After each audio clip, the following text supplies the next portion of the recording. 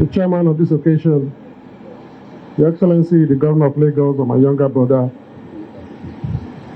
distinguished former governors, ladies and gentlemen. A lot has been said. All I have to say now is put life to what my former colleagues have said.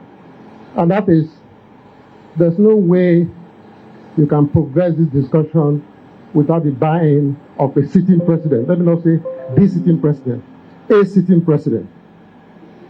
And some of you know that at least I have the experience, having been governor of Delta for 8 years, and I haven't myself advocated for true federalism and resource control in conjunction with Obongata and my colleagues in the South-South. I can tell you that on 2 occasions, I sat with the president that we sat with on this matter. And on the 2 occasions, he was not convinced that we have a very bad structure. So the first thing to do is to ask the governor of Lagos to take a few members of the patriots to sit quietly with the president so we can get his buy-in, convince him. I know from my experience when we are advocating for true federalism and resource control, and with due respect to all my other colleagues, the governor of Lagos then, Bola Ahmed Tinubu, was the only Southwest governor that joined us in that advocacy.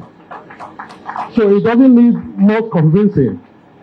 The question will be, now that he's sitting there, like my brother Ben Gardner said, will he begin to contemplate, am I going to preside over the dismemberment of Nigeria? Because the question is, it's not about dismemberment, it's about the correction of the anomaly called the Federal Republic of Nigeria, because indeed it's not federal by any means. So please, let us take that first step to have it. And I must disclose that I've also raised it with him. In the 9 months I've been in office or so, I have had the opportunity to raise it with him. Governor of Lagos, lead us to the president. Before I take my seat, I want to correct this impression from our southern brothers that our northern politicians are the problem. It is not true. There are so many federalists in northern Nigeria who are practicing politicians. I'm sure you've listened to, you just heard former governor of Sokoto State, Sanwo-Olu, speak. There are a few of them who are liberal, who have the belief that Nigeria will work better if we have a perfect or near perfect federal structure. So we also need to go to them and convince them that their states, their various states, will do better in a proper federal structure. So let's not begin to paint all of them with one brush. We need to engage them closely, make them know. I'll just tell you a story. When we were doing the advocacy, I used to have one of my leaders, he's dead now, but he's so rest in peace, Dr. Ebel Obeku, who told me a story that he used to serve in Sokoto, in NTC, I believe.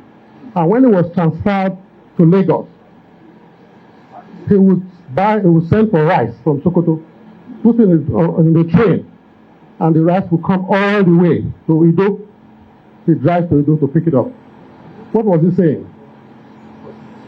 That the states themselves can do well and do better if there's competition. Because a true federal structure actually encourages competition among states. And there are so many of our brothers in the north who will buy into that idea. So we do not have to write them off. We need to engage them and engage the president and the sitting governors. Some of the sitting governors today, we also need to be convinced that this is an idea whose time has come and must be done. I thank you, gentlemen. Thank you very much.